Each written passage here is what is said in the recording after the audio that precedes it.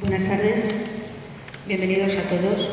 Iniciamos esta tarde el ciclo de conferencias de la Asociación Alborea del curso 2025-2026. Y para ello tenemos el placer de contar con el almirante Juan Rodríguez Garat.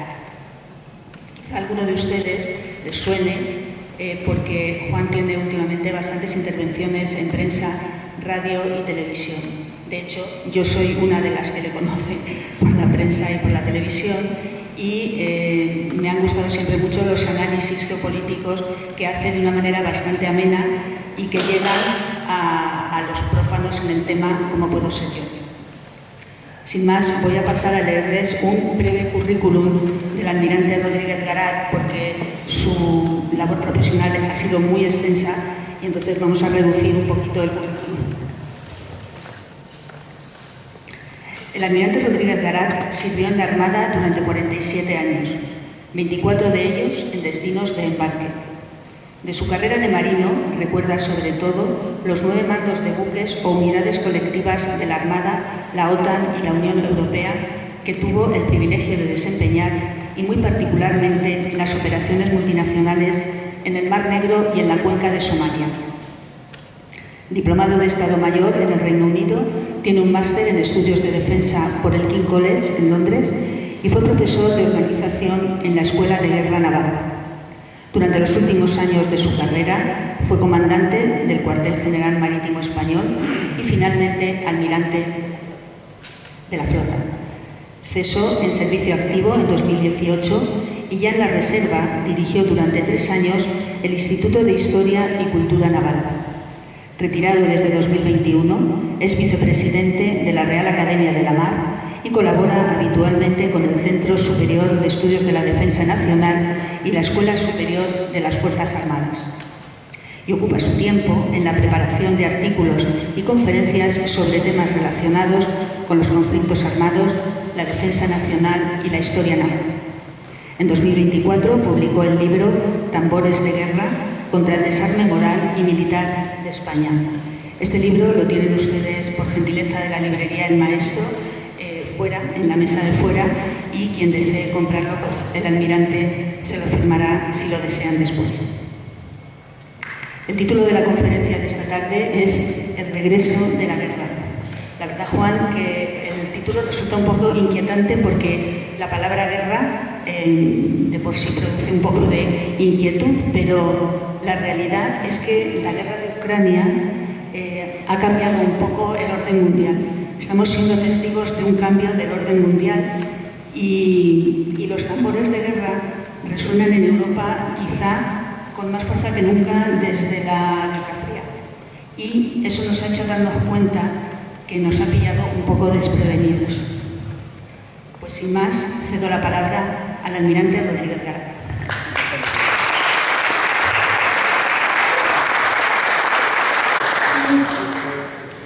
Buenas tardes.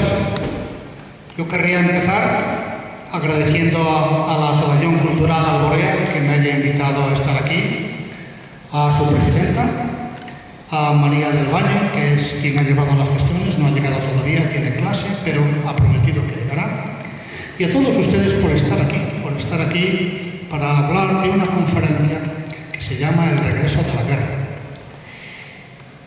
Cuando me pidieron que viniera aquí en esta fecha, me explicaron que la Asociación Alborea fomenta, defiende los valores del humanismo cristiano. Y alguno de ustedes estará preguntando, ¿y esto qué tiene que ver? En el humanismo cristiano no está aquello de vuelve la espada a la vaina del Evangelio de San Juan, o sea con vosotros la paz, el saludo de Cristo resucitado a sus discípulos.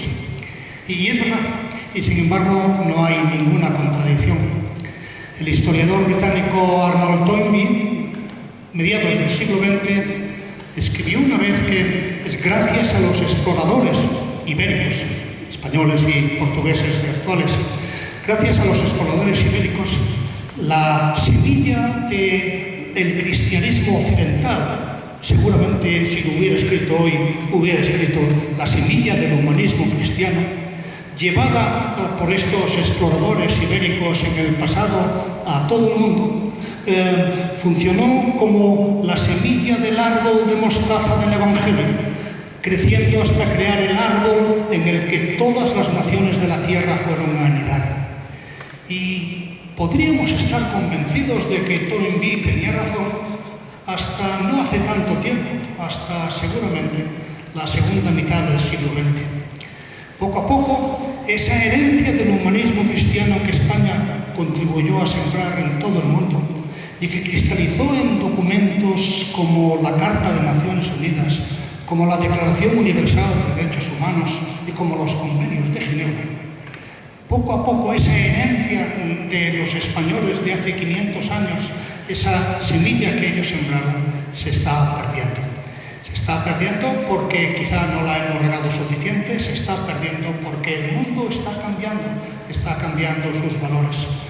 Tenemos nosotros que defender nuestra herencia y eso es lo que voy a intentar hacer yo en esta charla.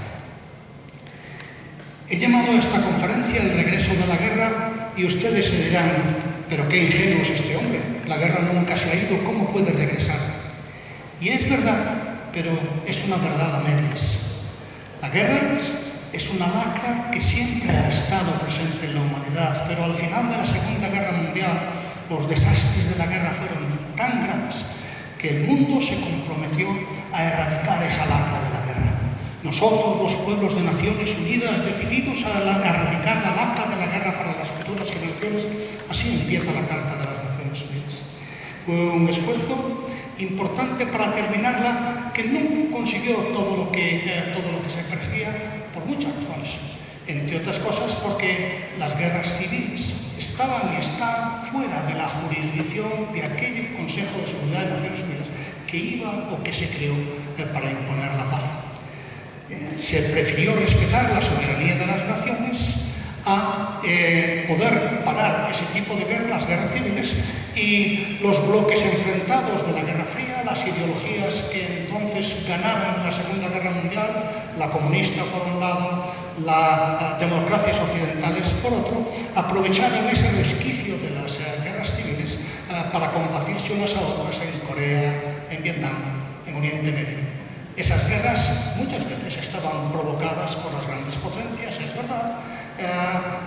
Hubo intervenciones del Pacto de Varsovia en Hungría y Checoslovaquia, hubo apoyo encubierto de Estados Unidos a golpes de Estado en diversos países americanos, pero eso todavía no era la guerra. Todavía se mantenía una apariencia de paz, una apariencia de estabilidad en un mundo que hizo pensar, sobre todo los europeos del momento, que el mundo había cambiado, que el poder blando del que presumía Europa, el poder de la palabra y el poder del dinero, eran suficientes para vivir seguros en el mundo que iba cambiando poquito a poquito. Siguió evolucionando y las cosas han ido poco a poco empeorando y la degradación más grave que ha sufrido la seguridad de nuestro planeta en los últimos 70 años, desde la Segunda Guerra Mundial, ha sido la invasión de Ucrania. ¿Por qué Ucrania? ¿Por qué precisamente ahí? Desde el sur global se dice, bueno, es que las demás guerras no os importaban porque no eran en Europa. Es verdad, pero desde luego no es toda la verdad. Hay muchos más problemas con la guerra de Ucrania que ese mero incidente geográfico de que está en los confines de Europa. La guerra de Ucrania tiene dos particularidades importantes. Una, que es una de las grandes potencias nucleares, los miembros permanentes del Consejo de Seguridad de Naciones Unidas, creado para mantener la paz, la que hace la guerra. No es la primera vez que ocurre, es verdad. Ha habido invasiones de Estados Unidos, y ir más lejos, en Irak en 2003. Pero esta tiene una característica adicional. La guerra de Ucrania es una guerra de conquista. Lo único que había conseguido de verdad la Carta de las Naciones Unidas era imponer el respeto a la integridad territorial de las naciones, era prohibir la guerra de conquista. La conquista ha sido... Me parece que ahora ya no se oye, así que... Mira a ver si te has apagado algo, no sé. Creo que puedo hablar directamente y tendrá la ventaja para los oyentes que me cansaré antes que sufrirme tanto tiempo. Estábamos hablando de las particularidades de la guerra de Ucrania. Lo peor que ocurre en Ucrania es que se trata de una guerra de conquista como no las hubo desde la Segunda Guerra Mundial. Se trata de alterar las fronteras de una nación por la fuerza, vulnerando el principal precepto que tiene la Carta de Naciones Unidas, el respeto a la integridad territorial de las naciones, justa o injusta, no importa. Se trata de terminar con la guerra, y para terminar con la guerra era necesario fijar las fronteras, prohibir que se luchara por fronteras nuevas. Rusia haya invadido Ucrania, por lo tanto, ha venido a cambiar el mundo de una forma mucho más grave de lo que está ocurriendo en la propia Ucrania, trasciende lo que ocurre en Ucrania, tiene consecuencias muy importantes que todos podemos ver. La primera de esas consecuencias es la polarización del planeta. El planeta se ha polarizado. No hace mucho tiempo Saddam Hussein invadió Kuwait y la comunidad internacional en pleno aprobó en la ONU que se desplegara una fuerza militar liderada por Estados Unidos, pero con la bandera de la ONU, para devolver a Kuwait las fronteras que habían perdido. Eso, evidentemente, no va a ocurrir más, no va a ocurrir en este mundo, en el mundo de ahora. Los hutíes del Yemen, uno de los dos bandos en los que, de la guerra civil en el Yemen, los hutíes del Yemen decidieron empezar a bombardear, a lanzar misiles sobre buques mercantes que pasaban por el Mar Rojo. Y la mitad del mundo ha preferido mirar para otro lado, ante esa vulneración de la seguridad de todos, ante esa vulneración de un bien que es de todos, como es el tráfico marítimo, ante ese ataque a civiles, como son los marineros de los buques mercantes, de los cuales una decena ha perdido la vida en esos ataques, insisto, mientras Rusia y China suministraban a Irán los misiles y la tecnología que llegaban a Yemen para ser lanzados sobre los buques mercantes en el mar. Esa polarización del mundo ha llevado a que muchos analistas digan: vivimos un nuevo orden mundial. Ya no es un orden unipolar, ya no está Estados Unidos a la cabeza del mundo. Ahora hay varios polos de poder, varios centros de poder. Creo que se equivocan. Hay un nuevo orden mundial, pero el nuevo orden mundial no define quién es el que manda, sino las reglas que se aplican. Y lo peor que ha ocurrido tras la guerra de Ucrania es que se están escribiendo nuevas reglas para sustituir a las que todos habíamos aceptado en los documentos que antes he citado, la Carta de Naciones Unidas, la Declaración Universal de Derechos Humanos y los convenios de Ginebra, que hoy parece que solo deben representarse en Ginebra. Como no hay guerra en Ginebra, parece que no tienen aplicación en ningún otro lugar del mundo. Esa falta de reglas la vemos fundamentalmente clara desde que comenzó el mandato del presidente Trump en Estados Unidos. Una de las primeras cosas que hizo el presidente Trump es reunirse con el presidente Putin, el dictador ruso, para, en teoría, conseguir la paz en Ucrania. En la práctica, para escribir unas nuevas reglas del juego, en las que ya no contaba la integridad de las fronteras, ya no contaba la ley, ya no contaba el derecho, contaba, y lo dijo el propio presidente Trump en la Casa Blanca al presidente Zelensky de Ucrania, contaba las cartas que uno puede jugar, contaba, en definitiva, la ley del más fuerte. Lo que uno puede defender es lo que uno puede tener. Esas reglas del juego no se aplican solo, esas nuevas reglas del juego, no se aplican solo a la guerra, van mucho más allá, van a la forma, llegan hasta la forma de resolver los problemas que tiene la humanidad. No hace mucho tiempo Estados Unidos se decidió bombardear las instalaciones nucleares iraníes sin aviso previo, después de concederle 2 semanas de reflexión a Jamenei, al líder iraní. 2 días después bombardearon las instalaciones.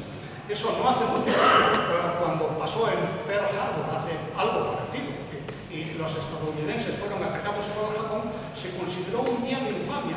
Hoy se presume de eso. Todavía estos días leemos en la prensa como los buques norteamericanos atacan a lanchas del narcotráfico en el Caribe y también en el Pacífico. Estoy seguro que esto ha pasado antes, porque el mundo no ha cambiado sustancialmente, pero cuando ocurría en el pasado, se achacaba a la legítima defensa del helicóptero que estaba por allí, se tapaba, se decía yo no fui. Ahora se presume de eso.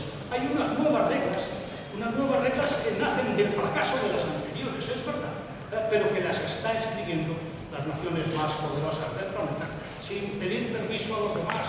Lo que más ha alarmado a los líderes de la Unión Europea que se han visto estos días aplaudiendo o promulgando en unas directivas, un libro blanco de la defensa que fomentan el rearme de Europa, lo que más les ha alarmado en realidad no es la posibilidad de que Rusia invada Europa, sino la posibilidad de que cambie el mundo sin consultarnos, sin que Bruselas, sin que los líderes europeos estén invitados a sentarse a la mesa.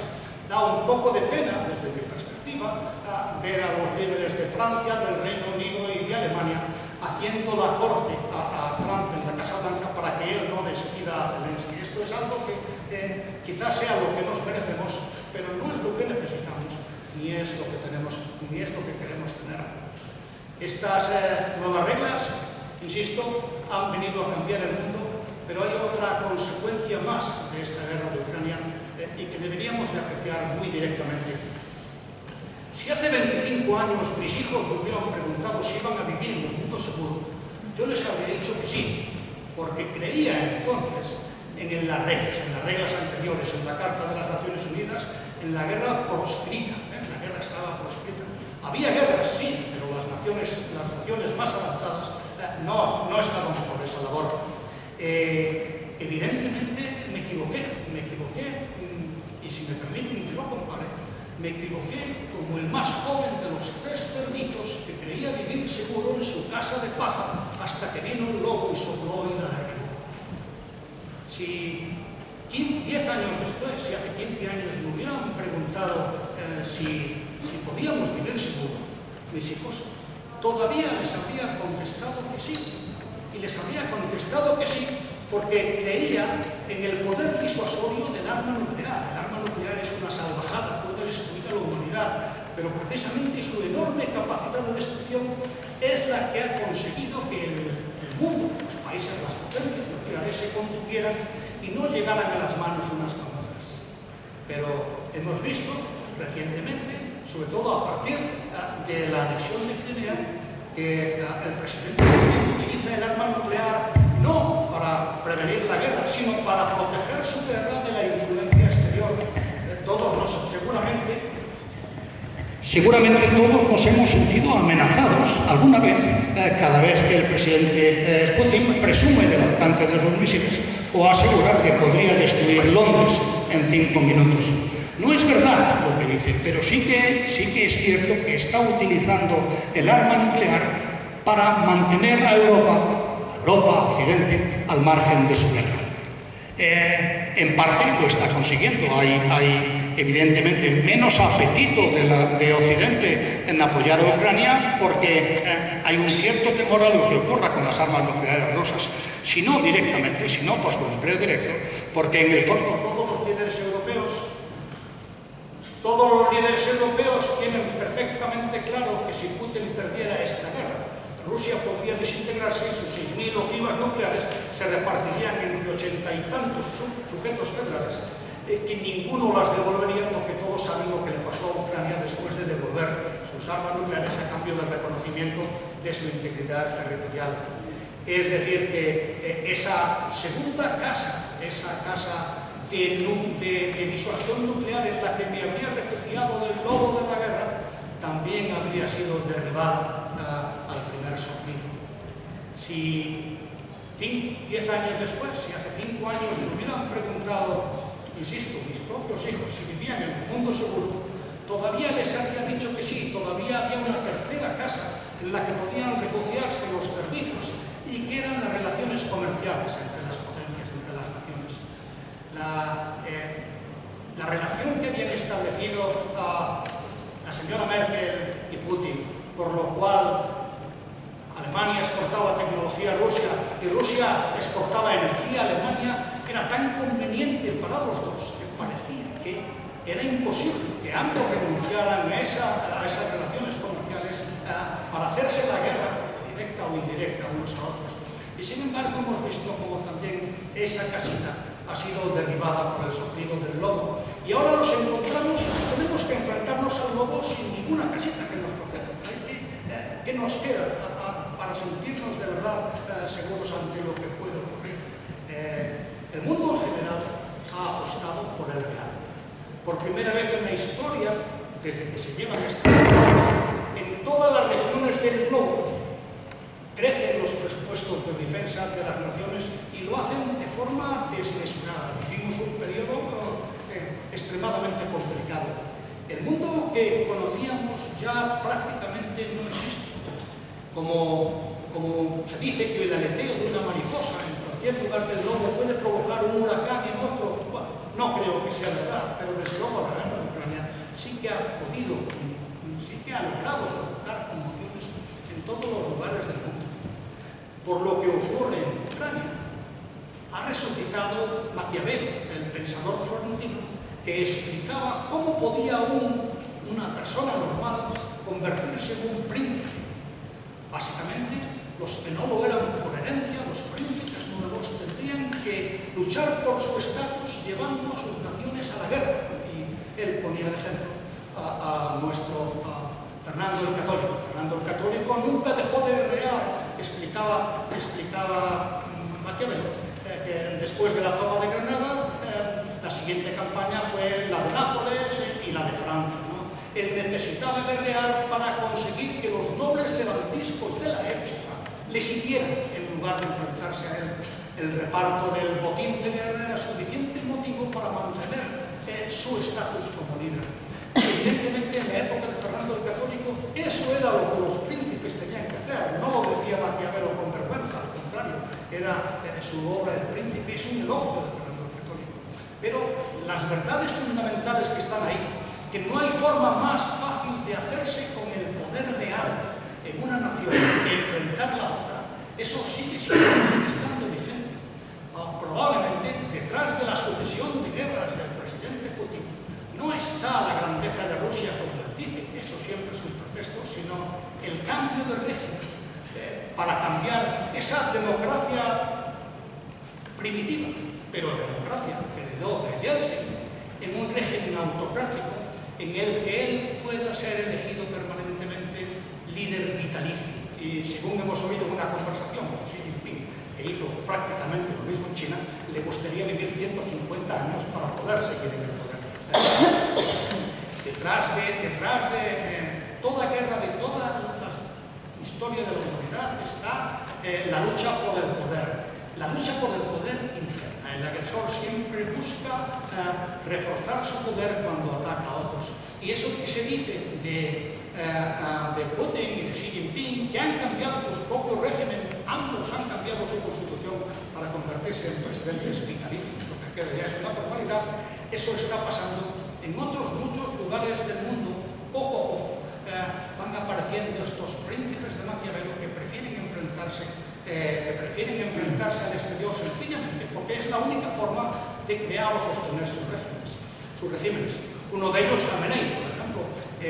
Irán no tendría sentido. ¿Por qué hace Irán lo que hace? Porque no tendría sentido sin la revolución. Irán, los líderes iraníes, los clérigos chiíes prefieren tener a la gente en la calle gritando muerte a Israel, Estados Unidos es el gran satán, que tenerlos diciendo la gasolina está demasiado cara o abajo el velo islámico. Y eso ocurre en todo el mundo. Siempre que alguien se enfrenta al exterior, busca de lejos o de cerca incluso reforzar su poder en su propio pueblo. Lo mismo ocurre en Gaza con Hamas y con Netanyahu. Ya nadie, ninguno de los dos liderazgos tiene nada que ganar en una guerra que ya está terminada, pero todavía se agarran hasta el último momento para tratar de sacar una migaja de poder personal para unos y para otros de un mundo, de una franja que está prácticamente destruida. Esta aparición de discípulos de Maquiavelo vuelve a la humanidad al siglo XVI. Se dice el mundo ha vuelto al imperialismo del siglo XIX. No es verdad. Los motivos de la guerra del siglo XIX son diferentes de los de ahora. Hoy los motivos son internos. La guerra, escribió Clausewitz, es una prolongación de la política por otros medios. Sí, pero cuando él estudió era una prolongación de la política exterior. Hoy es una prolongación de la política doméstica. Y es mucho más difícil de prevenir, porque ni siquiera hace falta ganar las guerras, como le ocurre a Irán, para fortalecer su régimen. Le basta la guerra, le basta que exista la guerra para cumplir sus propósitos. Y por eso es tan complicado hoy día llevar a cabo esa disuasión que cuando yo era joven me aseguraba, cuando yo era joven y alumno de la Escuela Naval, estaba plenamente convencido de que si hacía bien mi trabajo, si nos preparábamos bien, íbamos a evitar la guerra. Los alumnos que salen ahora de las escuelas militares ya no están tan seguros y probablemente en algún momento tendrán que entrar en acción siguiendo los intereses de los españoles. Es un mundo, insisto, muy diferente. ¿Qué más ha cambiado? La guerra de Ucrania ha conseguido convertir algunas naciones varias, como es el caso de Irán o de Corea del Norte, en naciones respetadas al menos por una mitad de la comunidad internacional. Corea del Norte sigue sancionada por la ONU con la firma del presidente Yeltsin por su programa nuclear. Y aunque esas sanciones no han sido levantadas, evidentemente, ahora ya recibe de Rusia, a cambio de sus misiles y sus soldados, recibe de Rusia todo lo que necesita para hacer su arsenal nuclear más letal y para dar mayor alcance a sus misiles. Lo mismo pasará con Irán. Irán era un país también condenado por la comunidad internacional, sancionado por todos por su programa nuclear. Ahora, tanto Rusia como China han asegurado que apoyan los esfuerzos nucleares de Irán, y Rusia se ha comprometido a construir en Irán en los próximos años 12 centrales nucleares más. El mundo, insisto, no es el que era, pero no se queda cuando cambia el estatus de paria de Corea del Norte y Irán, no se queda en esos dos países. Hay muchos países a los que les gustaría tener el liderazgo personal de Kim Jong-un, convertirse en semidioses de su propio tiempo. Hay muchos líderes en el Sahel, por ejemplo, que ya no tienen juntas militares en el Sahel, que ya no tienen el rechazo unánime de la comunidad internacional. Al contrario, ahora China y Rusia favorecen esos regímenes a cambio de acceso a determinado material de su subsuelo o de bases en la zona. Eso, insisto, complica mucho la forma de gestionar este mundo. Y se aplica hasta a lugares que parece que no tienen nada que ver, como es el caso de la Franja de Gaza. La guerra en Gaza es la tercera de su nombre, es la tercera guerra de Gaza. Desde que se creó el Estado de Israel, se creó ese Estado de Israel y Palestina en el año 48. En el año 48 del siglo pasado, ¿se oye? Creo que sí. Desde que se creó el Estado de Israel, empezó una serie de guerras que los que somos mayores recordamos como las guerras árabe-israelíes. Se ha perdido esa noción, pero la recordamos como guerras árabe-israelíes. 1, 2, 3, 4, cada 10 años había una guerra entre los árabes e israelíes.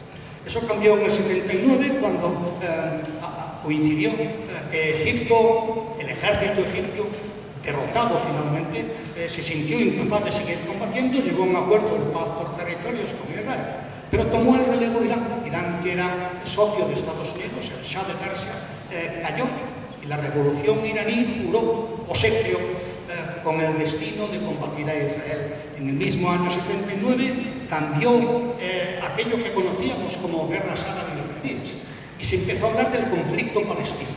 Israel, en la guerra de los 6 días, se había apoderado de la Franja de Gaza y Cisjordania, se la había quitado a Egipto y a Jordania, no a los palestinos, que en aquel momento no tenían territorio propio.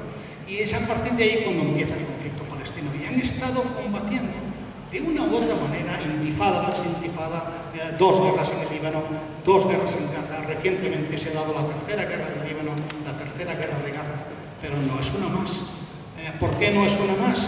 Porque jamás, respaldado por el crecimiento de Irán, por el respeto que había conseguido Irán en la comunidad internacional a raíz del suministro de drones y misiles balísticos a Rusia, respaldado por ellos, se sintió capaz de ir mucho más lejos de lo que había llegado antes. Y lo mismo le ha ocurrido a Israel ante un mundo polarizado, ante una comunidad internacional desunida. que ha sido incapaz de adoptar una postura común sobre esta guerra, esas posturas comunes que contribuyeron tanto a parar las anteriores. Ante esa falta de una postura común de la comunidad internacional, también Israel, esta tercera guerra de Gaza, ha ido muchísimo más lejos que en las anteriores, con lo cual las heridas se han profundizado y aunque la tercera guerra de Gaza ya haya terminado, le quedan los estertores, nada impide que dentro de 10 años volvamos a tener la cuarta guerra de Gaza. A pesar, insisto, de la destrucción, es posible. Lo que cabe esperar es que el incremento en el odio mutuo vaya a dar lugar a una guerra todavía más difícil en el futuro. ¿Qué más se ha llevado el huracán creado por la mariposa ucraniana? Pues casi, o al menos está en peligro de que ocurra, la Alianza Atlántica. La Alianza Atlántica era el último reducto que quedaba en Europa para decir, bueno, nosotros podemos aislarnos de lo que ocurre fuera. Pero la Alianza Atlántica de hoy, evidentemente, no es lo que fue. Hemos asistido recientemente, en la última cumbre, a un espectáculo en el que, para tratar de conseguir, y se logró, que Trump definiera a Rusia como enemigo. La última cumbre fue la primera vez en la que Estados Unidos, bajo el liderazgo de Donald Trump, afirmó que Rusia tenía la culpa de la guerra de Ucrania. Hasta entonces había estado votando en Naciones Unidas con las dictaduras del mundo para exculpar a Rusia de la guerra. A cambio de ese reconocimiento de Estados Unidos de que Rusia es culpable de agresión en Ucrania, se cedió en todo lo demás y hemos visto ese espectáculo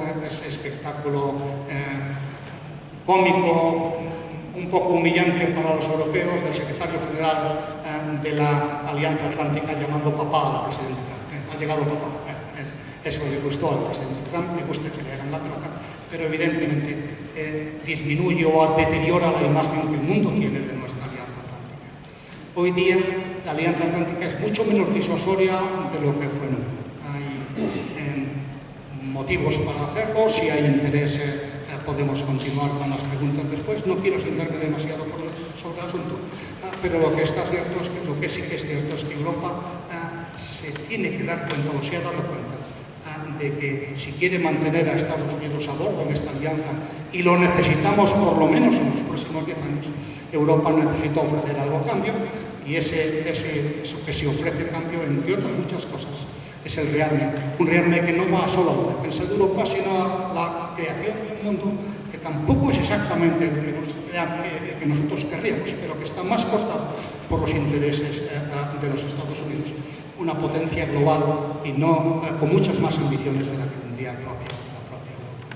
Con todo, Europa necesita tener algo que aportar, se está esforzando para llegar a un rearme, pero le falta lo más fundamental para tener una voz, para tener un papel en el nuevo mundo, que es la unidad. Las naciones europeas, cada una tiene su voz, sus líderes, cada uno tiene su electorado interno y responden a las demandas de ese electorado. No hay sacrificio. ¿Eso significa que no lo va a haber nunca? Probablemente no. A la fuerza ahorcan. Las naciones actuales, las que conocemos y que nos parecen inmutables a lo largo del tiempo, se han creado sobre todo para satisfacer las necesidades de seguridad de los condados, luego de los pequeños reinos, hasta que se fueron agregando, sencillamente porque el mundo lo hizo necesario, y lo hizo necesario sobre todo para mantener esa seguridad. Y eso puede seguir ocurriendo en el futuro, y es posible que dentro de 400 años Europa sea un continente homogéneo políticamente, pero no pasará mañana, y mientras tanto tenemos que arreglarnos para seguir viviendo en un mundo que va a ser difícil, va a seguir siendo difícil. Hay ilusión, por lo tanto, en todo el mundo existe, en España también, me preguntan muchas veces, pero ¿cuánto va a durar la guerra de Ucrania? Pero esto se acabará algún día. Bueno, en este momento no parece que eso vaya a ocurrir. Insisto, hay una razón fundamental, que es cuál es el papel que tiene esa guerra en los designios del presidente Putin. Probablemente el cambio de régimen. Si un día se acabara esa guerra, Putin tendría que abrir sus fronteras, que abrir sus comunicaciones, que aceptar la prensa occidental, que aceptar las críticas, que aceptar candidatos alternativos en las elecciones. Y eso destruiría el régimen que ha conseguido crear. Un régimen que, excepto en los valores que dice defender, no se diferencia mucho del estalinismo. Evidentemente, presume de otros valores. Ha cambiado el internacionalismo comunista, que nunca lo fue, por el nacionalismo ruso, que tampoco lo es, pero las palabras se las lleva el viento, los hechos son los que quedan ahí. ¿Cómo puede terminar esta guerra? Pues las guerras pueden terminar con la victoria militar de uno u otro. No se ve esa posibilidad hoy día con las personas que es capaz de reclutar el presidente Putin. No se puede conquistar un país del tamaño de Ucrania, más grande que España, y de prácticamente una población muy parecida a la española. Con las cifras antiguas, cuando estaba dentro de la ley fusilar a 50 campesinos y había un ataque terrorista, como ocurrió en la Segunda Guerra Mundial, sobre todo en el frente del Este, en Ucrania, cuando se manejaban esas represalias, hacían falta del orden de los 2-3 millones de soldados para conquistar un país como Ucrania. Hoy día esa posibilidad no existe. Tampoco existe la posibilidad de destruir ciudades como se destruyeron en la Segunda Guerra Mundial, simplemente porque hoy día las bombas, el bombardeo horizontal está prohibido, y aunque se atacan las ciudades, no puede hacerse de esa manera. Hay que hacerlo con misiles teóricamente selectivos, y nadie tiene misiles para destruir una ciudad entera, nadie los tiene. Rusia ha empleado contra Ucrania 9.000 misiles a lo largo de la guerra. Y bueno, va uno aquí, todavía están las cafeterías abiertas, sencillamente no hay más misiles. La época de los bombardeos con bombas sin guía, baratas y eficaces, como las que destruyeron Alemania, Japón, o empezaron también la destrucción de Londres, aunque luego no se pudo, los alemanes no estuvieran en condiciones de completarla. Esas armas no existen ya, por lo tanto es mucho más difícil acabar las guerras hoy día de lo que fue en el pasado. Baste, por poner un ejemplo, el hecho de que la guerra de Vietnam, la fase americana, duró 10 años, la guerra de Siria, desde que entró Rusia, duró 9, la guerra de Afganistán por parte soviética duró 10 y por parte de la OTAN duró 20. En ninguno de los casos el invasor consiguió destruir o derrotar a la Alemania. Al final es algo demasiado difícil. Cuando Atila invadía una ciudad, exterminaba a los hombres y convertía en esclavos a las mujeres y los niños. Entonces se podía poner fin a una guerra. Hoy día ya no. ¿Qué más ejemplo tenemos? ¿Qué mejor ejemplo tenemos que el de Oriente Medio, Israel y Palestina? Si Rusia no puede ganar esta guerra, tampoco puede perder. Evidentemente no hay forma humana de que sus tropas puedan ser expulsadas de lo que han ocupado en Ucrania, ni tampoco hay forma humana, exceptuando una guerra global, de que poco a poco sigan consiguiendo pequeñas localidades en Ucrania. El ritmo evidentemente da para 100 años más de guerra. No va a haber 100 años más de guerra porque el régimen de Putin no va a durar tanto tiempo, pero la guerra va a ser larga. Otra posibilidad de una guerra, insisto, es si no termina con la victoria de uno u otro, es un acuerdo de paz extremadamente difícil. Si hay algo en lo que Putin y Zelensky están de acuerdo, es que ambos prefieren continuar la guerra a aceptar las condiciones del otro. Rusia exige a Ucrania lo que sabe que no va a tener, la rendición incondicional, lo mismo que los aliados le exigieron a Alemania en la Segunda Guerra Mundial. Y Alemania no se rindió hasta que su enemigo no tomó Berlín, físicamente, porque a pesar de esos intensos bombardeos, a pesar de los millones de muertos, no se rindió hasta que tomó Berlín.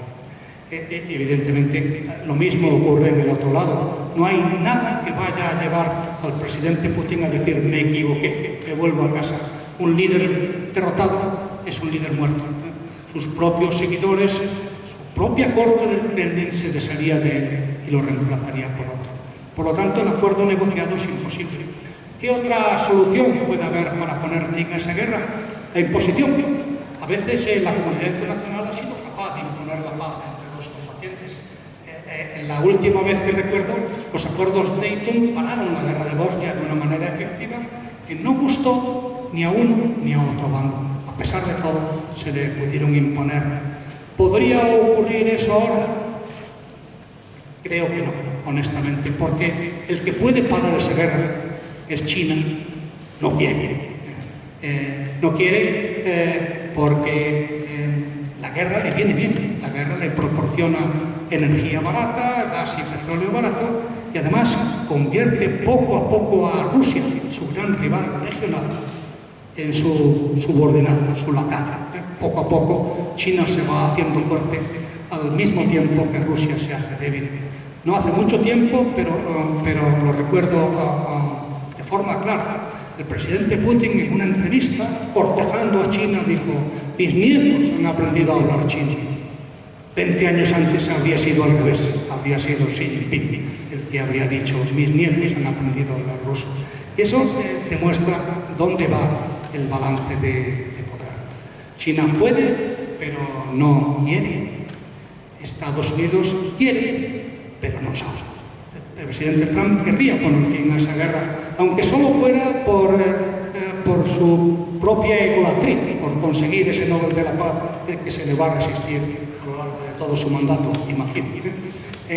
Pero no puede, porque no entiende lo que está en juego en esa guerra. Él ofrece dinero, pero Putin no está haciendo esta guerra por el dinero, sino por el poder.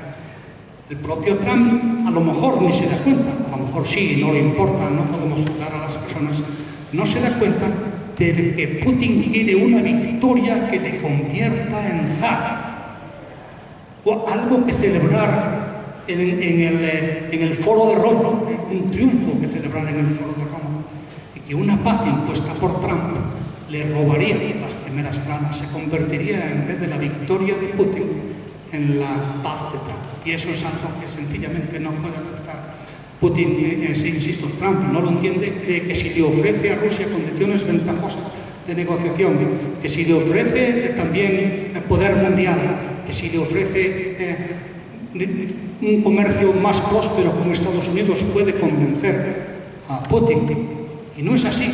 Podría convencer a Rusia, pero Rusia no habla. El que habla es Putin y reacciona según sus propios intereses. O sea que tenemos a China, que puede pero no quiere, a Trump, que quiere pero no sabe, y está Europa, que sabe cómo parar esa guerra, pero no puede, no tiene con qué. Hemos renunciado a ese poder desde hace muchos años y sinceramente ni siquiera estamos invitados a hablar, excepto cuando los líderes más activos se cuelan en la Casa Blanca. Ni siquiera estamos invitados a hablar en esta cuestión. No tenemos voz, no tenemos una opinión. Es una pena, pero una voz hoy día que no esté sustentada en la potencia militar es una voz que sencillamente no se escucha, no forma parte de la mesa de las negociaciones. Así que hay guerra para rato. El mejor final para esta guerra sería un final a la coreana, que ambos se cansaran de combatir. Pero lo hemos visto en los últimos 6 meses. Putin no está por la labor de declarar una tregua, de congelar las fronteras, de quedarse con lo que tiene, de renunciar a los demás. Hay demasiadas cosas en juego que no conseguiría. Perdería él el poder en Rusia y por lo tanto no hay por qué esperar que esto vaya mejor. Tampoco encaja conviene ser muy optimistas, y eso que yo soy de los que cree que el pueblo israelí ya no quiere más guerra, el pueblo palestino menos todavía, y que por lo tanto esta tercera guerra, a pesar de que todavía nos llevaremos sustos, está terminada. Pero no se ve cómo puede sacar Trump adelante ese plan, que ha merecido el apoyo de cristianos y musulmanes, de árabes y palestinos. Hasta Irán y Rusia se han manifestado a favor, pero que es muy difícil de imponer porque no hay generosidad por ninguna de las dos partes. Por lo tanto, podemos ser optimistas de cara a la tercera guerra de Gaza, pero no se me ocurre ninguna razón por la que podría contarle a mis hijos que la cuarta no empieza ya a crecer debajo de los rescoldos de la tercera. Así pues, tenemos muchos problemas por delante. ¿Y por qué les cuento yo todo esto? Aparte de que, porque agradezco la invitación de la Sociedad Cultural Alborea y porque me encanta estar aquí en Albacete con un micrófono en la mano. Eso es algo que parece que, no como a Putin, pero a mí también me da poder. Mientras sea yo el que lo tenga, ustedes tienen que estar sentados y yo puedo seguir hablando.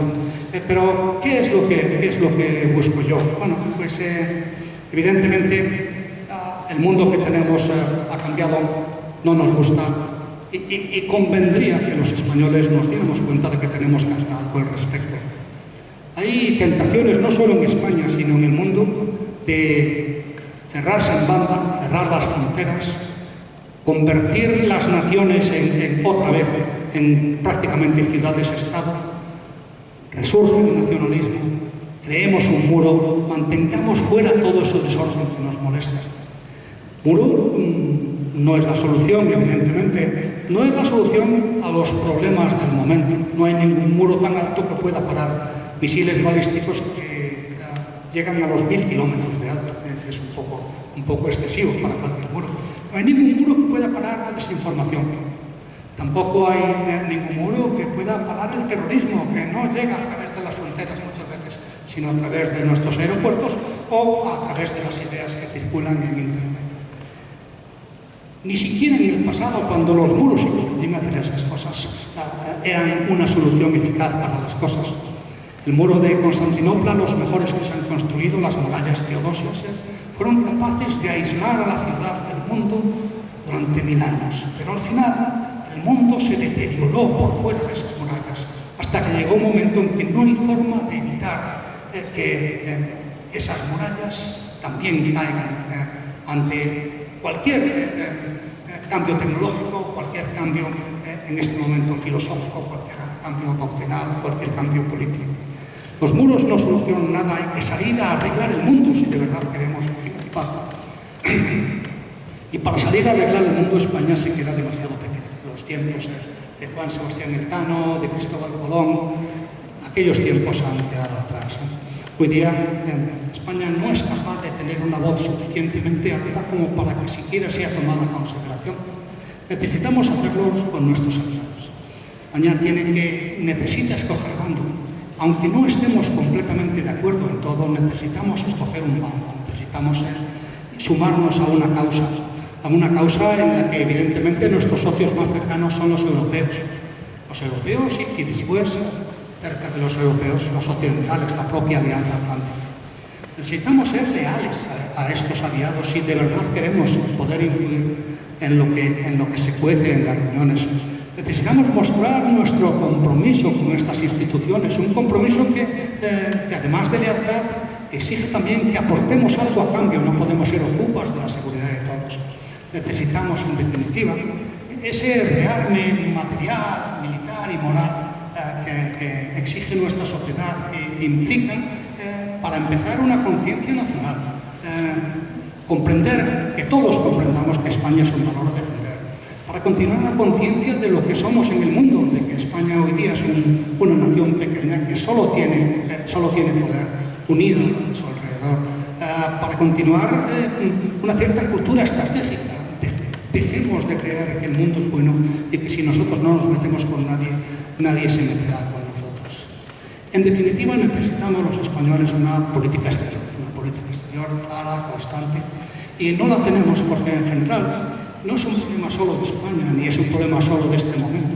En general, en Europa la política exterior es el pariente pobre de la política y muchas veces se utiliza con el mero propósito de conseguir un voto más o 2 votos más aquí o allá, en lugar de tratar de los problemas, de resolver de una manera compartida los problemas que creamos aquí en el mundo. Nosotros, los españoles, evidentemente, somos responsables de la política. La Constitución dice que somos nosotros, está en nosotros, en el pueblo español, la soberanía nacional. Pero así como en otros aspectos de la política nos involucramos, nos importa, si cierran un hospital protestamos, si cierran una escuela también, si cambian el modelo de enseñanza, nos implicamos en lo que está ocurriendo. En los aspectos que se conciernen a nuestra seguridad y nuestra defensa, pues prácticamente dejamos que cada uno haga de su capa un sayo.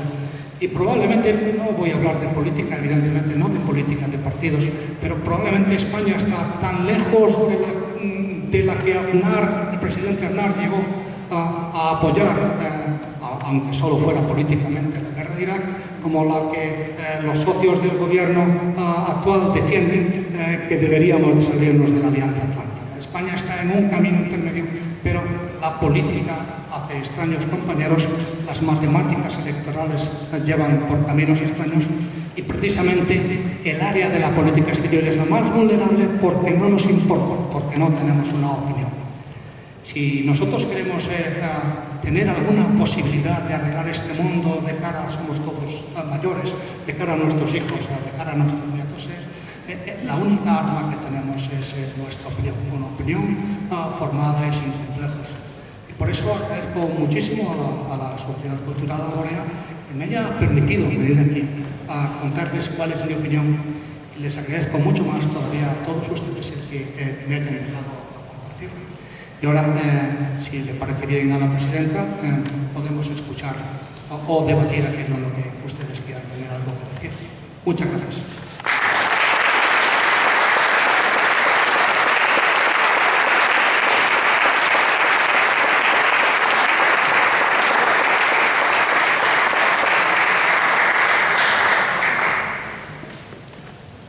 Si quieren preguntar, les paso el micrófono. No hace falta que sean preguntas, también puede haber opiniones, y si son contrarias, mejor todavía, que pasamos el rato más entretenido.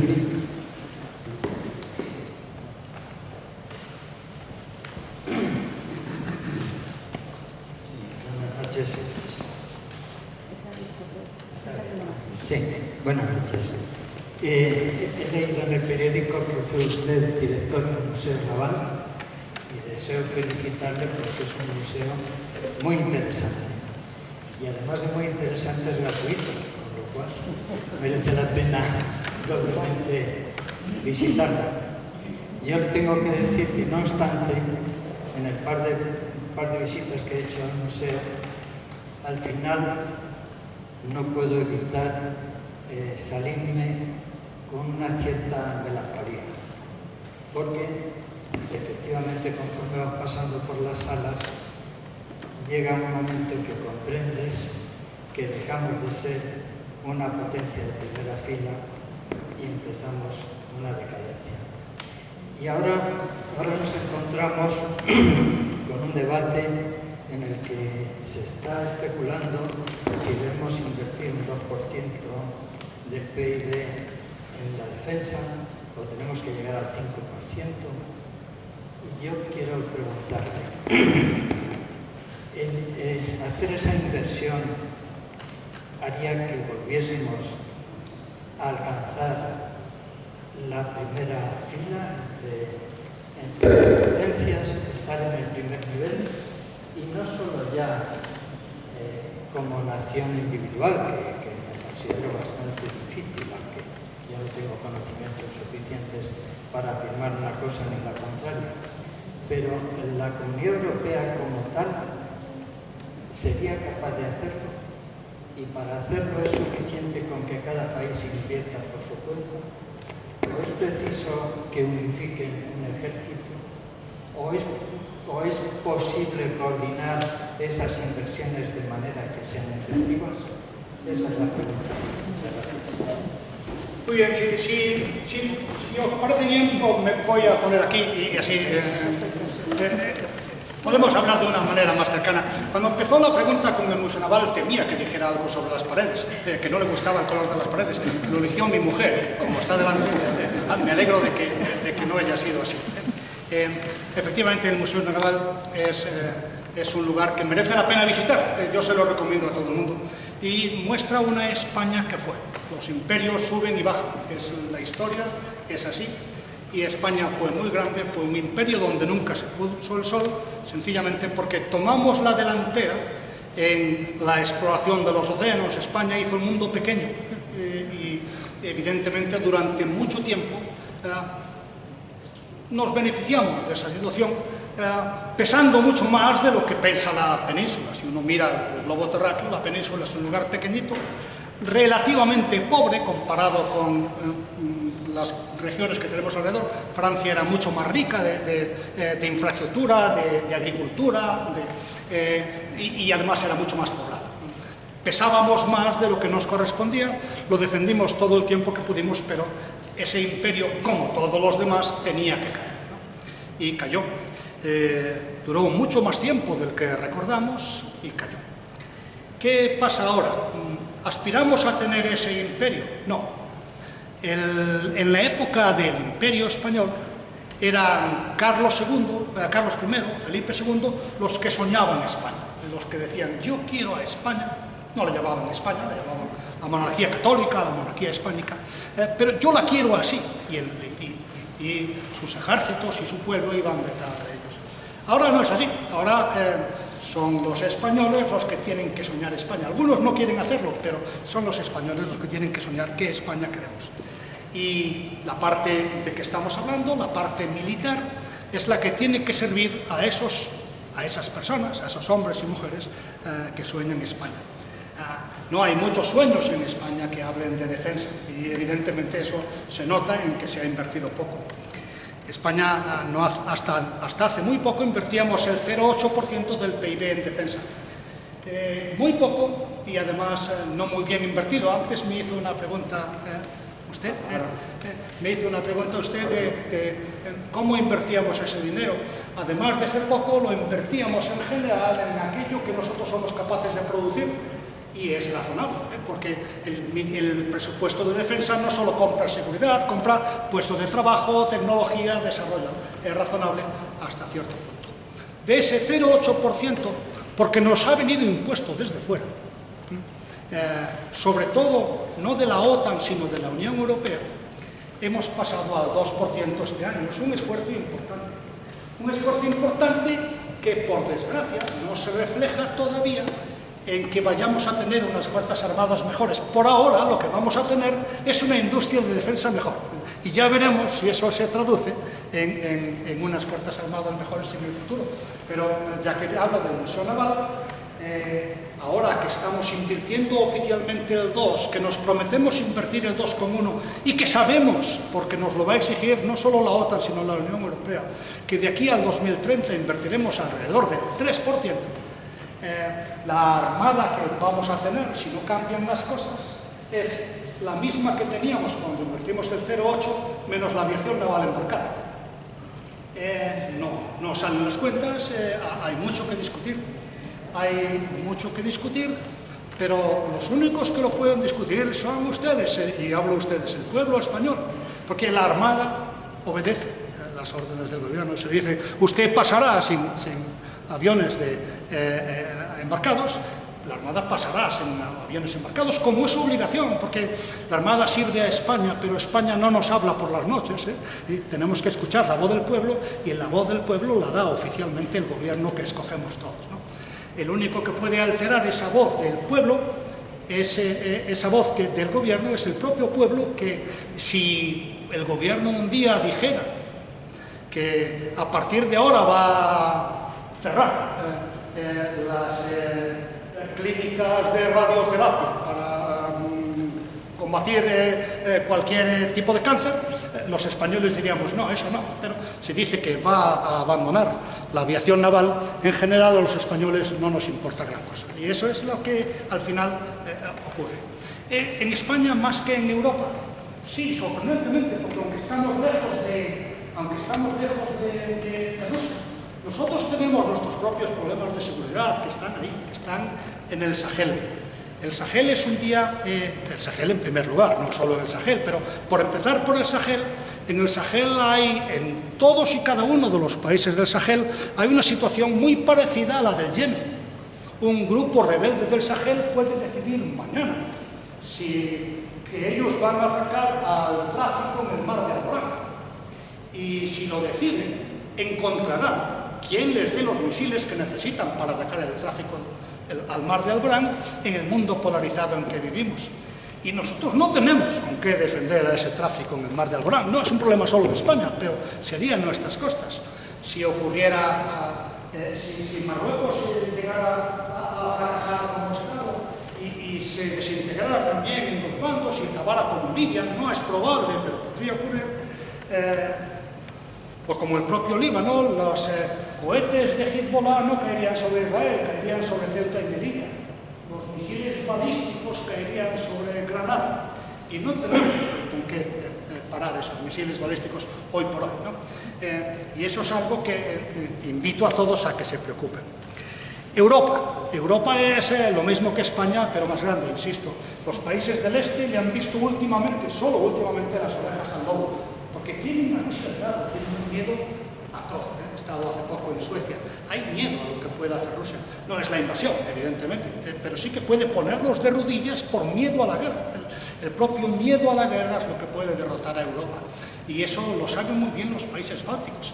Más que la invasión de las brigadas acorazadas rusas, que bien poco papel están haciendo en Ucrania, más que eso, temen las concesiones que pueda obligarnos a hacer Rusia con la guerra híbrida que está haciendo ya Europa en el régimen de países como pequeños países como las repúblicas bálticas, Letonia, Lituania y Estonia.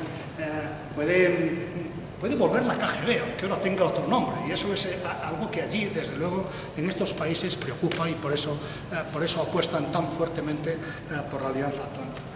¿Qué pasa en Europa? Europa ha decidido rearmarse y eso es un paso importante, pero cada país es responsable de su propio rearme.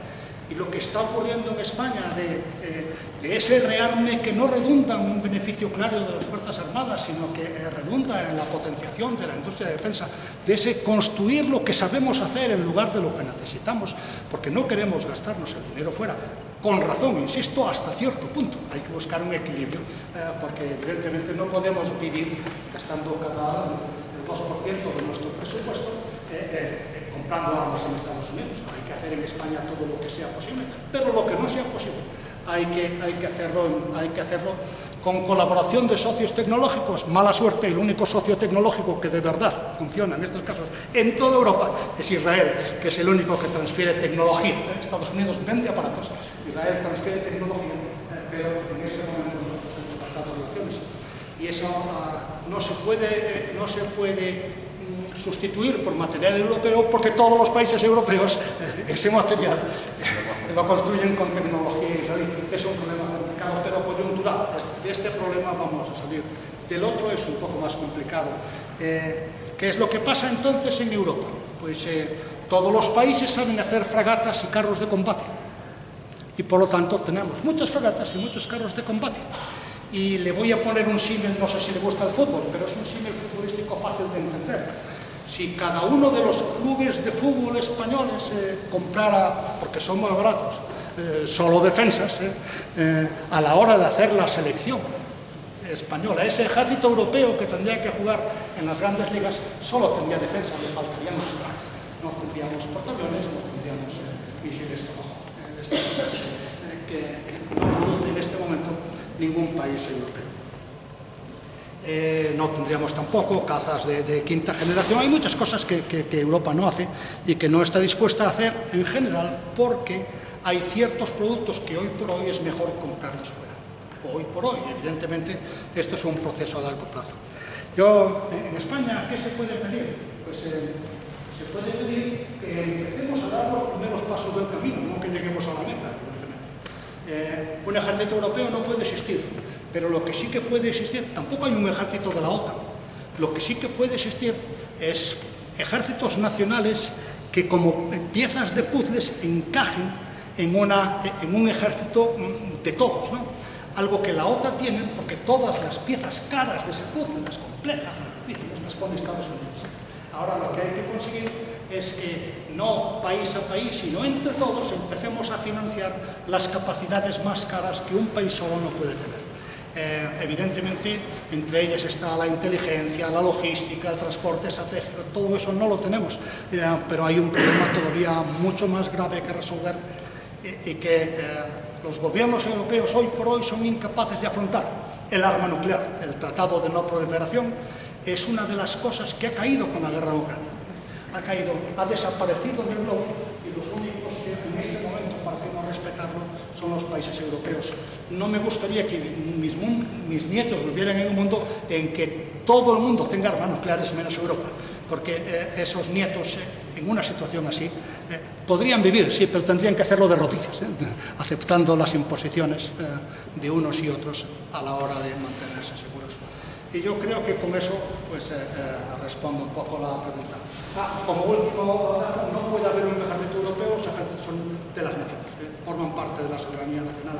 No puede haber un ejército europeo, pero sí un ejército, como decía antes, que es un ejército en el que las piezas que pongamos todos no sean Yo pongo 10 carros de combate, yo otros 10 carros de combate, yo otros 10, yo otros 10, pero nadie tiene un cuartel general que pueda mandar 80 carros de combate, porque todo el mundo tiene uno que puede mandar 10, y no es lo mismo, no es lo mismo 10 que 80. Ese problema Europa lo tiene que resolver.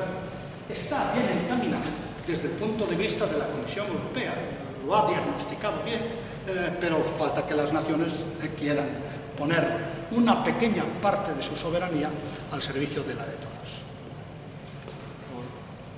Sí. Buenas noches, don Juan. Yo solo quería saber su opinión acerca de las últimas noticias inquietantes que hemos leído sobre que el presidente Trump quiere retomar las pruebas nucleares. Es decir, ¿podría hacerlo o es un farol sobre Putin, digamos? Sí. El presidente Trump habla, a veces habla antes de preguntar a sus colaboradores y dice muchas tonterías. Este es uno de esos casos, ¿no? Probablemente la Casa Blanca desmentirá o aclarará lo que ha dicho en breve, porque lo que ha dicho él es que reanudará las pruebas nucleares. Él se refería o estaba respondiendo a las pruebas de armas con capacidad nuclear que Putin dice que ha hecho. Putin asegura estos días que ha inventado un torpedo de propulsión nuclear y que ha inventado un misil de propulsión nuclear y que nadie tiene semejante cosa. Y es verdad, nadie tiene semejante cosa porque no sirve para nada, no la queremos, no la necesitamos, ¿no? ¿Para qué quiere uno lanzar un misil con propulsión nuclear? Si es lanzar un Chernobyl volante que caiga, sabe Dios dónde, a lo mejor en la propia Rusia, ¿no? No tiene sentido. Misil de propulsión nuclear no tiene sentido, nadie le tiene envidia. Pero Trump sí, porque le roba los titulares. Entonces ha dicho, si Rusia hace pruebas nucleares, yo hago pruebas nucleares. Entonces, sin pensárselo mucho, hay gente que ha creído de buena fe que estaba hablando de verdad de reanudar las pruebas de explosión nuclear. Las pruebas de cabezas nucleares, las explosiones nucleares de prueba se han dejado de hacer, excepto en Corea del Norte, donde se han hecho en túneles no tan recientemente, pero sí hace unos pocos años. Se han dejado de hacer desde los años 90 sencillamente porque ya no son necesarias. Los ordenadores de ahora son capaces de simular el proceso que ocurre en una explosión nuclear, en una detonación nuclear, de forma que no hace falta ninguna el probar el aparato. Y por lo tanto todos los países han renunciado. Estados Unidos es el que lleva más ventaja en esa tecnología, es al que menos le conviene reanudar las pruebas de explosiones nucleares. Pero si uno lee la declaración de Trump completa, dice vamos a reanudar las pruebas nucleares en paralelo con Rusia, con lo que hagan Rusia y China. Rusia y China no han hablado en absoluto de reanudar las pruebas nucleares. Están hablando de pruebas de vectores que pueden llevar cabeza nuclear y esas nunca han parado. Estados Unidos hace todos los años 3, 4, media docena de pruebas de misiles con capacidad de cabeza nuclear. Y Rusia también, lógicamente. Sí, sí. La verdad es que Trump me puede poner nervioso a los que le escuchan, pero normalmente, porque él es muy expresivo, muy comunicativo, a veces hace las cosas bien también, pero en fin, muchas veces la verdad es que asusta. Si se callara, a lo mejor sería un buen líder. Quería hacer una pregunta como almirante. Como almirante que fui, que ya no soy, porque en mi casa ahora manda mi mujer. Pero bueno, si es necesario, contesta ella. Entonces, almirante de la mar Océana. Sí, ella sí. Quería una pregunta. Las magníficas fragatas estas que está construyendo Navantia, ¿qué posibilidades tendrían de sobrevivir en una guerra en mar abierto, teniendo en cuenta que no tenemos portaaviones que las protejan, ni aviones de alerta temprana? Sí, sí. Bueno, ¿qué posibilidades tendría la fragata? El tema de las fragatas es, hasta el nombre es discutible hoy día, ¿no? Fragata era un buque de escolta creado en la Segunda Guerra Mundial un buque barato de escolta para los convoyes oceánicos, porque no había destructores para todos. ¿Qué es una fragata hoy día? Vivimos en un mundo en el que la táctica naval evoluciona tremendamente. Hoy día La idea de Mahan, de dos flotas combatiendo en la mar para alcanzar el dominio del mar y luego aprovechar las rutas marítimas para enriquecerse con el comercio, la idea que siguió Inglaterra durante todo su periodo imperial, ha desaparecido.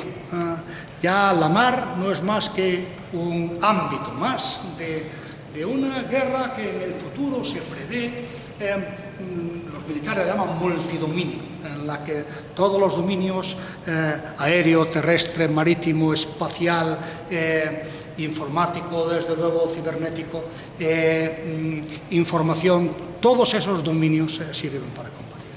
¿Cuál es el rol de una fragata de las fragatas F-110 o de las F-100?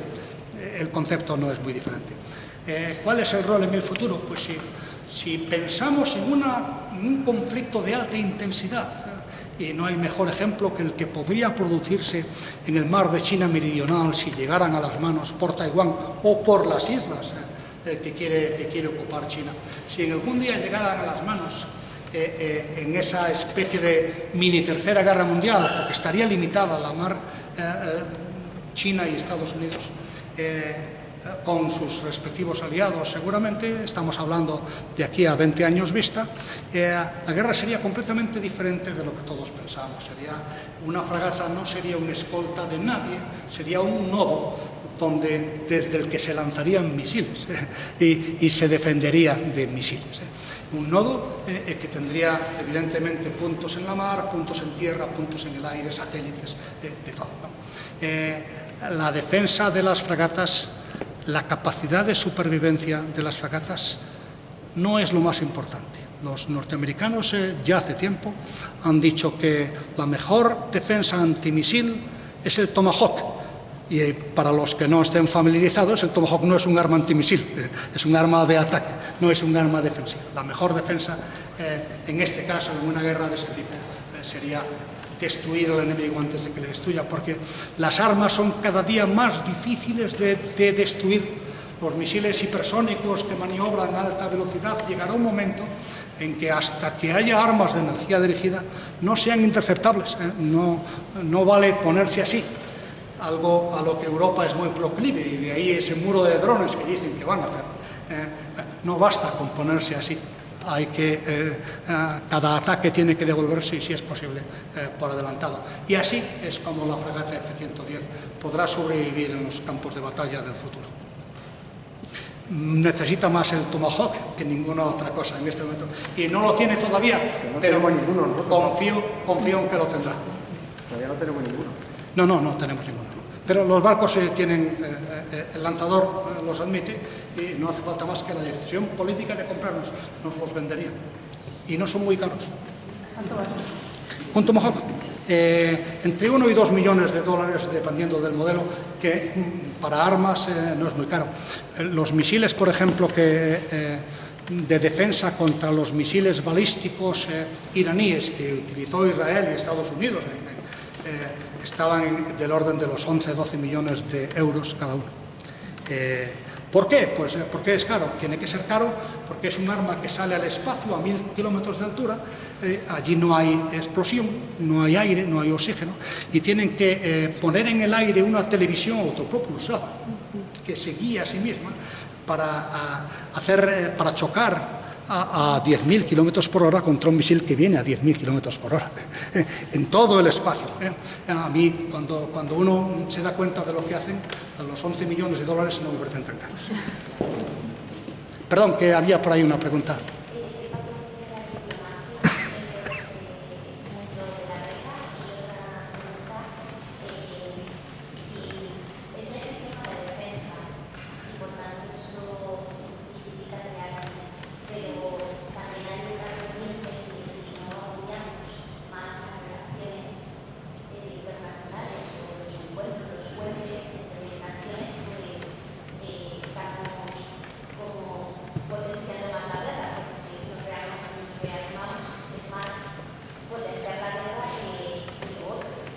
Muy bien.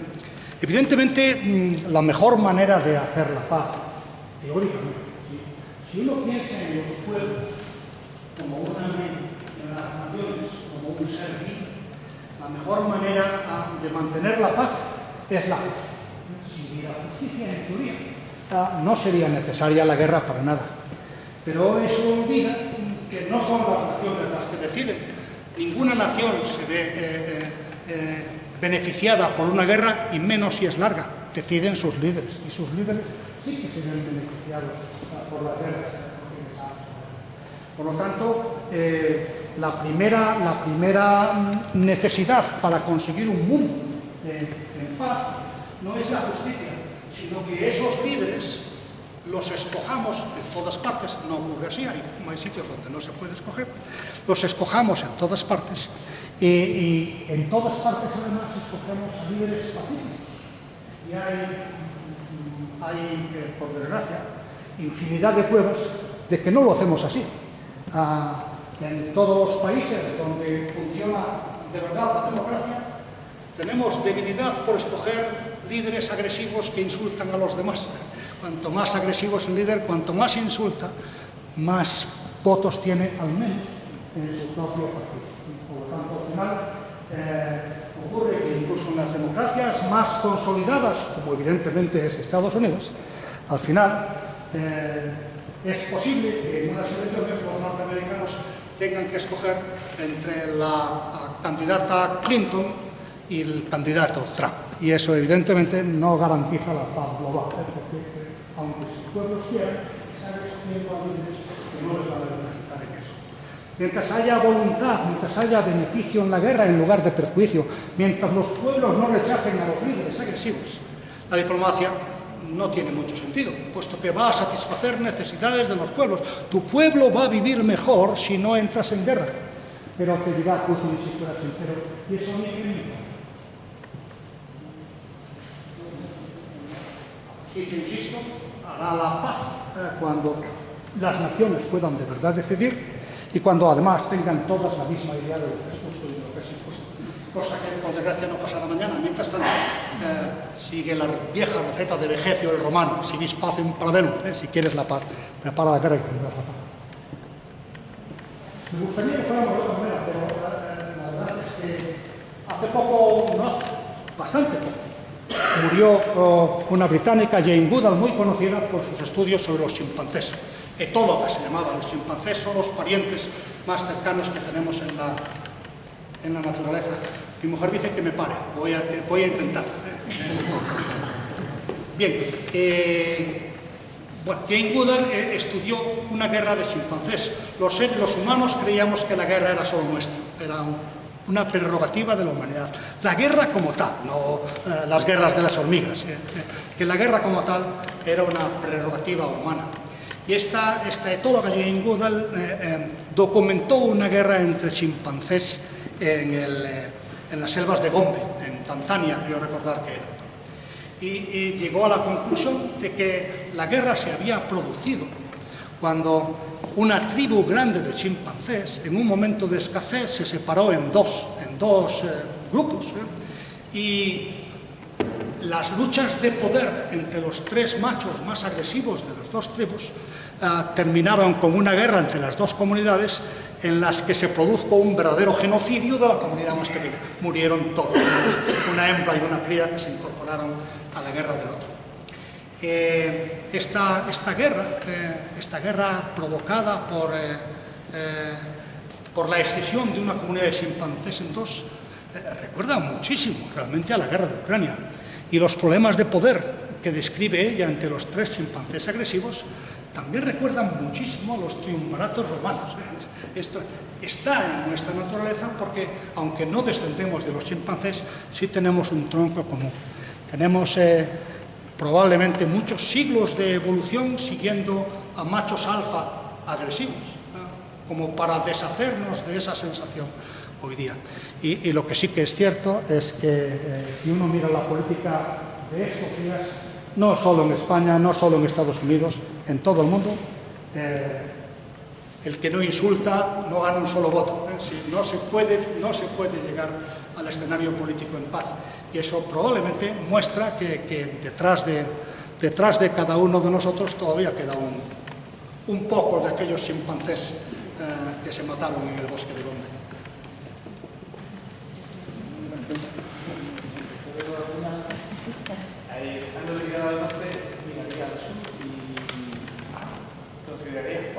Sí. ¿Cómo está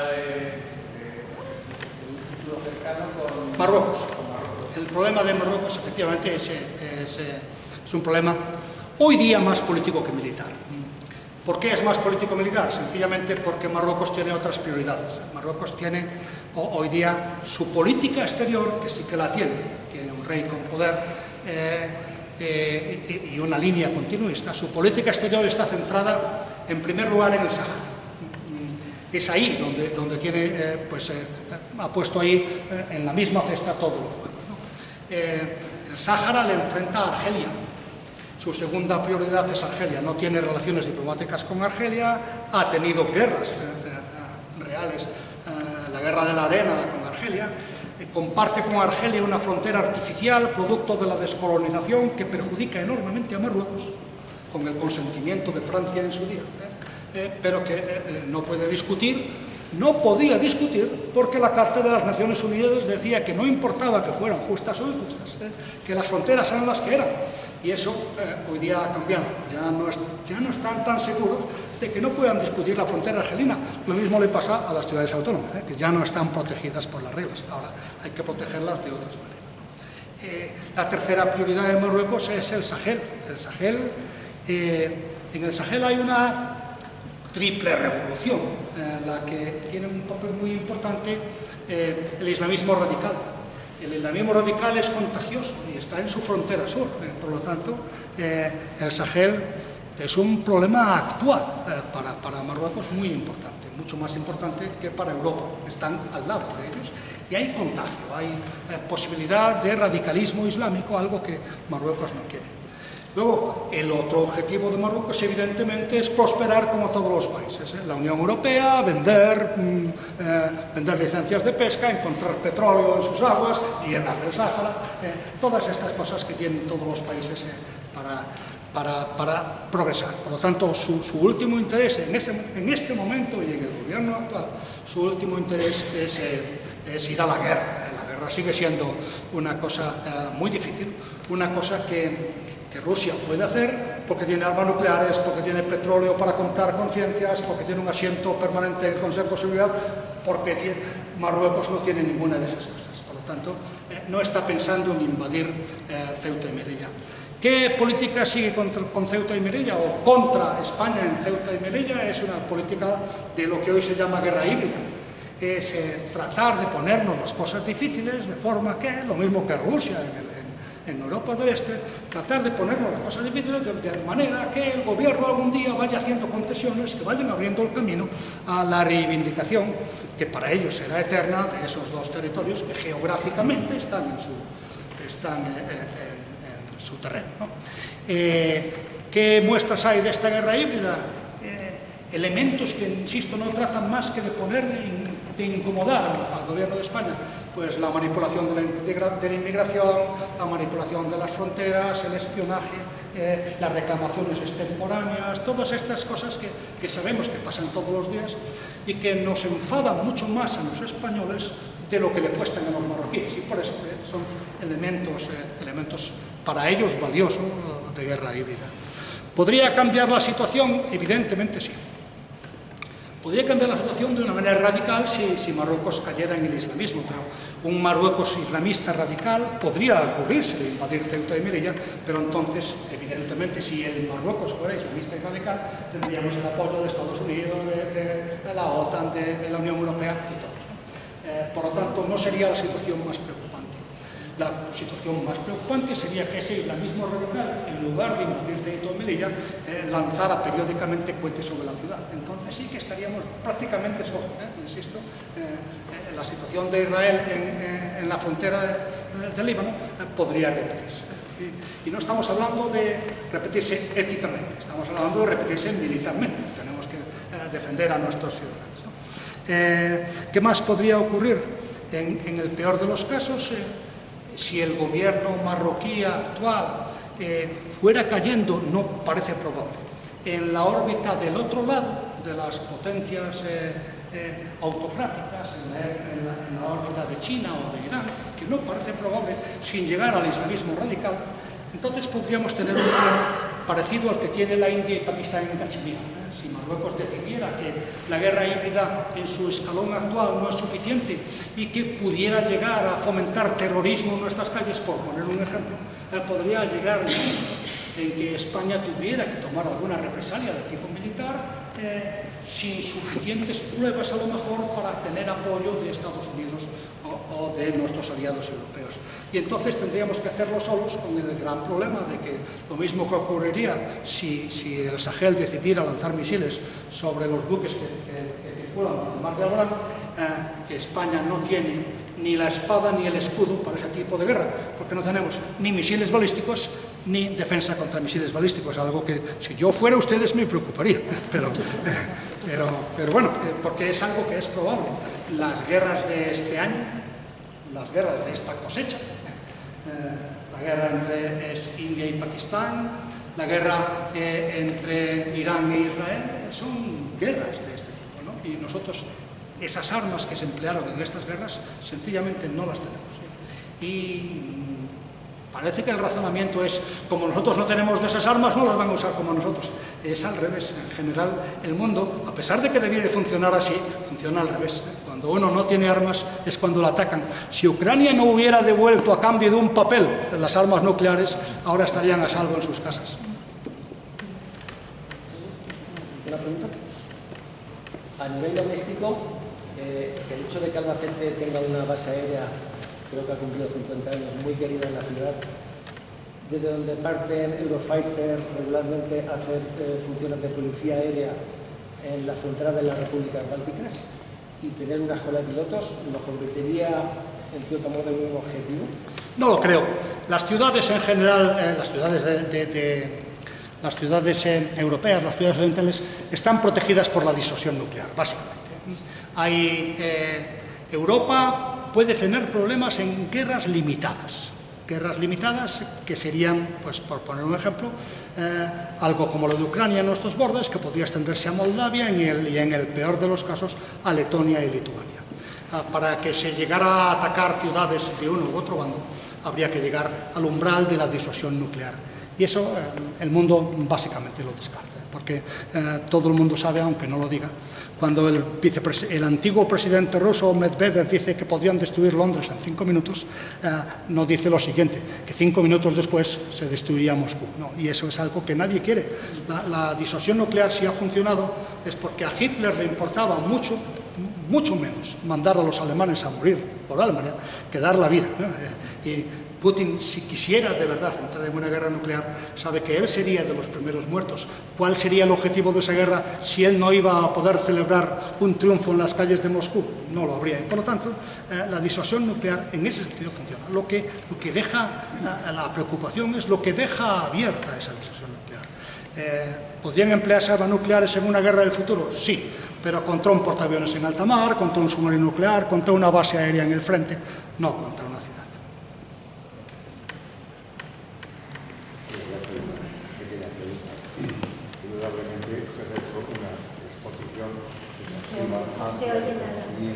De las guerras que hay en la actualidad, las que ha habido, y también el recordatorio de que los romanos decían se quiere ganar, que para la guerra. Ahora resulta que nosotros, el pueblo, somos fundamentalmente contribuyentes y que nos cuesta pagar impuestos con los aciertos y los desaciertos de nuestros líderes políticos. ¿Vale? Al acabar la Segunda Guerra Mundial, todo el mundo decía el emerger, Alemania es porque no tiene ejército y como no tiene la carga. Ahora, con el planteamiento que usted nos ha hecho, yo hice la artillería antiaérea, recuerdo tener una pieza de 40-70 que venía de la guerra de Corea. Era una chatarra que pagó el contribuyente español, a cambio de estar ahí implícitamente con el paraguas de Estados Unidos, que como usted bien ha dicho, si hubiese una guerra, la parte la más avanzada, que son los patrios, etcétera, etcétera, correspondería de los Estados Unidos. Pero digo yo, ¿qué haremos nosotros como contribuyentes si las acciones que ha hecho últimamente nuestros gobernantes están encaminadas a que tengamos que comprar chatarra a precio muy alto, a que hagan negocio con la guerra a cambio del miedo y del temor? ¿Qué hay? Contribución, gasto, miedo y pago. Bueno, pues ya que me habla de los montajes 40-70, de que se manejaban a mano, eso lo recuerdo yo de mi juventud. Cuando era un alumno de la Escuela Naval teníamos que manejar con cañones a mano y perseguir a los reactores F5 de Canarias. Recuerdo que además había un apuntador horizontal y otro vertical, que se echaban la culpa uno al otro porque no había ninguna forma de tener el cañón sobre el blanco. En mi caso, la culpa la tenía el otro, que quede claro, porque yo apuntaba estupendamente bien. La pregunta... chatarra que compramos sí. en Estados Unidos. Sí. Y digo, bueno, esa chatarra, la de ahora no, pero esa chatarra la mayor parte era donada. Era a cambio de las bases y todo eso, no pagábamos en dinero. Ahora sí, ahora pagamos en dinero, mucho dinero, y no todo lo que necesitamos. ¿Qué es lo que podemos hacer? Votar. No puedo decirle otra cosa. Esa es nuestra única arma y nuestro único derecho. Pues quiero hacer una segunda pregunta. En lo que el gobierno actual, el presidente del gobierno, etcétera, en estas implicaciones con la guerra de Israel, con Palestina, ¿en qué sentido se ha mojado que pueda tener un deterioro para la seguridad de España, incluyo Canarias, incluyo Ceuta, Melilla, y para nosotros mismos? Pues bien es sabido que indudablemente la masacre en Palestina no es muy agradable para nadie, pero no hay que olvidar que tenemos mucha dependencia, sobre todo en lo que se refiere a las cosas más o menos ocultas con Israel, que de alguna manera ya lo demostraron hace tiempo que tiene el Mossad y tiene incluso en España demasiada información confidencial y práctica para mantener los resortes de la eficacia y la eficiencia en las luchas internas que podamos tener en España. Bien, aquí hay dos respuestas complementarias. ¿Sirve de algo la postura de España? Porque estamos tratando de un conflicto que el mundo debe tratar de parar. ¿Sirve de algo la postura de España? Sola no. Hubiera sido mucho más eficaz, en mi opinión personal, si España hubiera unido sus esfuerzos a los de las demás potencias europeas que en Nueva York hace poco, juntas, no por separado, decidieron tomar ciertas medidas, porque España sola no sirve para nada. Objetivamente, estoy convencido de que la diplomacia española sabe que adoptando una postura muy diferente del resto de Europa, pues no va a conseguir nada más que enemistarse con Israel. Si eso es lo que pretende, pues eso es lo que se consigue, ¿no? Una vez que uno se enemista con el bando que está ganando la guerra porque es más fuerte, deja de poder influir en él, porque ya ha consumido todas sus balas, ¿no? Yo, en su día, no me importa decirlo, no suelo hacer comentarios políticos, pero no me importa decirlo porque lo he escrito en muchos artículos. Creo que España debería de haberse unido a la centralidad de la Unión Europea, como creo que Orbán debe centrarse también con la Unión Europea en el problema de Ucrania. Ninguno de los dos va a conseguir nada más que quedar señalado si sale del paraguas de todos y quiere imponer su propio criterio. A mí particularmente me pareció hasta un poco ridículo la rueda de prensa conjunta que dieron en su momento nuestro presidente y el presidente alemán, en la que evidentemente había claras discrepancias en valorar lo que estaba escuchando, lo que estaba ocurriendo. Desde el punto de vista de Israel, España se ha sumado al bando de Hamas, básicamente, o sea que ha tomado partido por el otro lado. Y no hemos hecho lo suficiente para por lo menos demostrar que no es así, que nuestra postura es centrada y que lo que queremos ahí es un acuerdo que satisfaga a todos, no solo a unos. No podemos olvidar que esta guerra, evidentemente, Israel ha incumplido todas las reglas. Netanyahu, y eso es importante porque la prensa nuestra no lo escribe. Hay 3 crímenes que contempla el Estatuto de Roma, 3 crímenes que describe y contempla. Genocidio, crímenes de lesa humanidad y crímenes de guerra.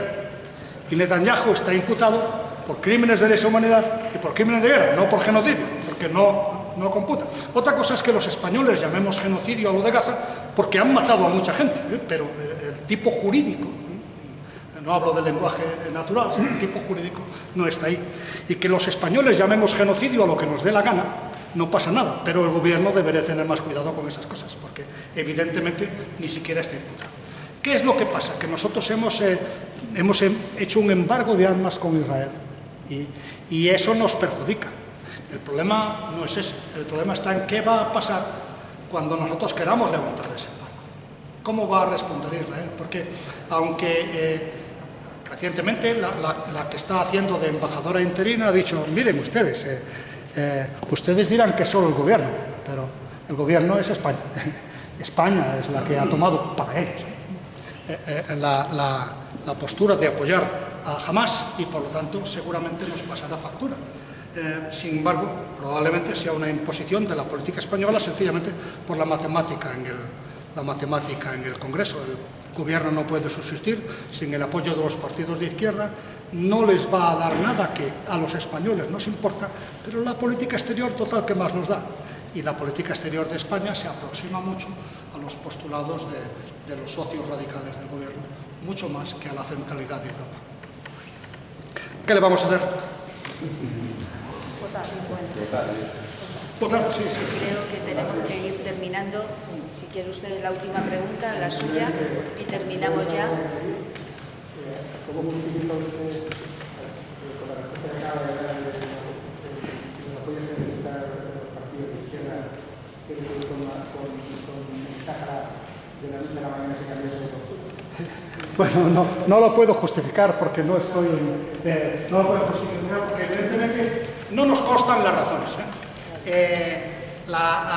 El intercambio de cromos en el que se convierte la política de coaliciones, no solo en España, es así, yo te doy, tú me das, tiene la mayor parte de las veces cláusulas ocultas.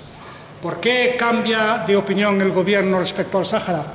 Hay razones justificadas y justificables, como es el hecho de que Estados Unidos, Francia, si cambian de postura el mundo a nuestro alrededor, nosotros no podemos ser una pequeña aldea gala. Yo creo que España tiene que ser un jugador de equipo, no puede ser el crack, que ya no somos, lo fuimos, pero no lo somos. Entonces hay razones justificadas.